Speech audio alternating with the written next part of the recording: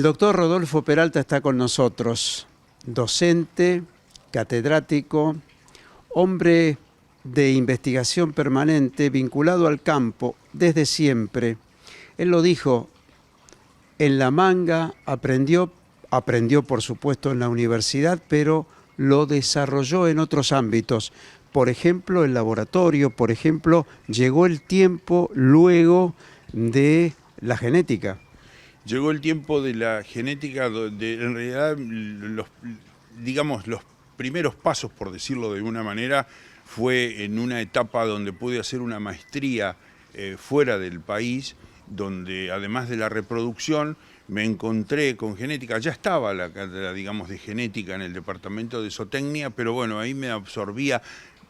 A pesar de que formaba parte del grupo de docentes de genética y mejoramiento animal, mi estadía en Wisconsin me permitió comenzar a verlo algo más en profundidad. Y bueno, y así también, como te decía recién, uno siguió la evolución, pero todo siempre desde la óptica de la producción, siempre ligado al campo y siempre asociando todo esto en lo que es la pecuaria bovina, la ganadería bovina, ligado al productor comercial. ¿Qué es lo que el productor comercial necesita? ¿Cuál fue la necesidad de la ganadería desde este punto de vista de la reproducción y del mejoramiento genético? Luis Santa Coloma siempre decía que el mejoramiento genético había sido anterior a la genética, porque el mejoramiento genético había surgido a partir, bueno, desde el inicio mismo de las razas habían sobrevivido los mejores y con el tiempo se habían reproducido los mejores, antes de que se hablase de genética como tal.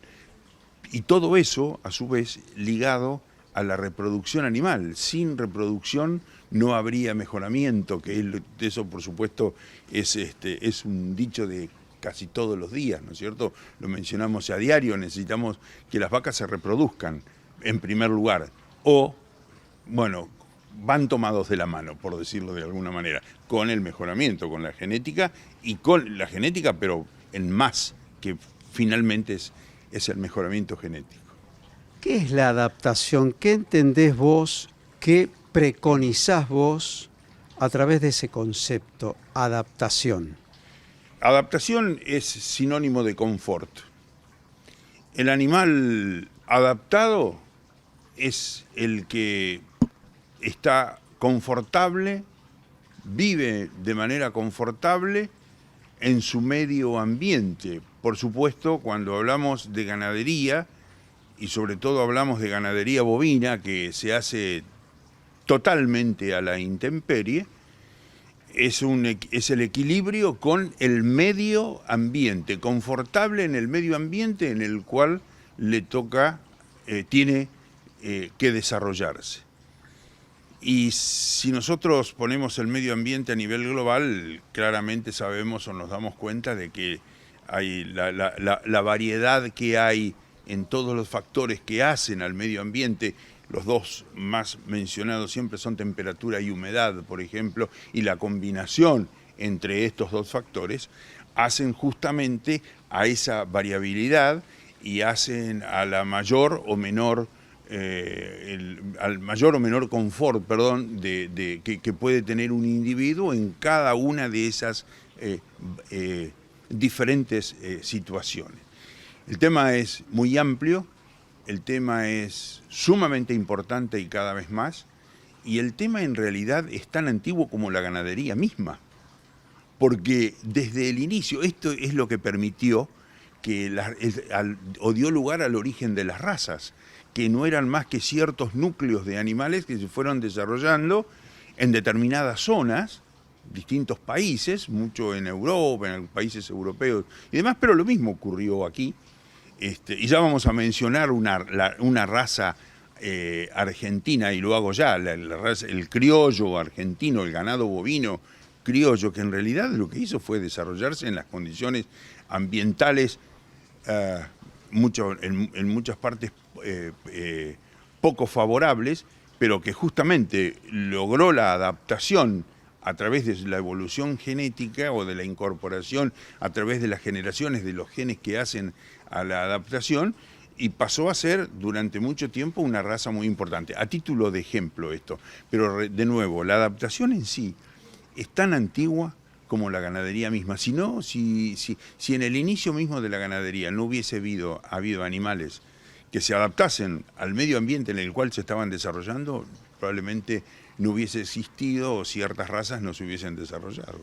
Cuando revisamos la historia, Rodolfo, encontramos que la ganadería entró por el norte, recorrió el país, se instaló finalmente en la zona central, ocupó la pampa húmeda, se vino hasta acá, muy cerquita donde estamos ahora, la cuenca del Salado. Pero está volviendo, antiguamente se decía, a zona marginal. ¿Zona marginal es el norte? ¿Zona marginal es lo que no es el centro del país, la pampa húmeda? ¿O zona marginal es una expresión que no cabe para la ganadería? Zona marginal es una zona que no cabe para la ganadería. Lo que ha habido es, creo que es una, digamos, evolución y movimientos por distintos factores que han llevado a que la ganadería en todo caso se traslade, entre comillas, de unas zonas a otras, pero sobre todo considerar al norte como zona marginal, diría hoy, de ninguna manera, porque solo en nuestro país el norte se ha transformado en casi, diría, la zona ganadera más importante de nuestro país, y si a esto, por condiciones climáticas y demás, lo asociamos a parte de los países vecinos, algo de Uruguay, ni hablar de Brasil, Paraguay, Bolivia, realmente estamos en lo que es una zona ganadera para Sudamérica, pero de marcada magnitud y de producción de carne, que es, bueno, entraríamos en lo que el mundo necesita y demás. ¿Qué es lo que ha ocurrido? El desarrollo, el crecimiento, la adaptación previo a todo esto de los animales utilizados, de las razas, el crecimiento, la aparición de nuevas razas que creo que aún hoy en día siguen apareciendo, o por lo menos se vislumbra, y así eso ha llevado al desarrollo, pero como un polo ganadero, me refiero a todas las zonas que he mencionado recién, como un polo ganadero de magnitud en Sudamérica, ni hablar, y hasta en el mismo continente americano. Las sintéticas, las denominadas razas sintéticas, han sido las que llevaron esa bandera, se instalaron por su capacidad de resistencia al calor, por la adaptación al medio, precisamente es la palabra que estamos usando. ¿Cómo ves ese desarrollo precisamente en ese contexto y también en el contexto de los mercados, de la demanda que cada día eleva más la vara? Bueno, las razas sintéticas o compuestas justamente fueron fueron las que permitieron dar un gran salto. De ninguna manera hay que desmerecer a las razas puras, porque son las razas puras las que dan origen a las razas sintéticas.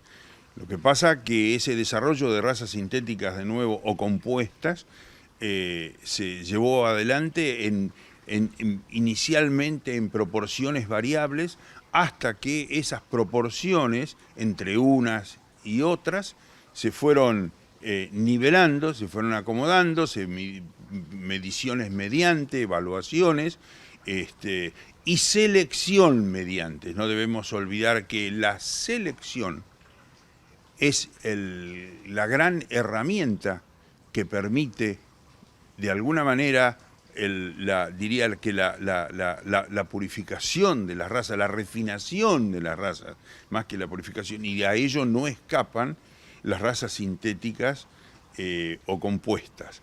Eso es parte de la evolución y en donde nos encontramos hoy con razas que realmente ya vemos que han hecho, siguen haciendo, y en la medida que sigamos trabajando selección mediante, adaptación mediante, que es la adaptación tiene que tener una base genética a su vez, por eso remarco lo de selección, es lo que va a llevar realmente a alimentar el mundo o a que toda esta enorme región de Sudamérica permita ser muy importante en la producción de proteínas rojas para el mundo, que es lo que a su vez el mundo demanda, ¿sí?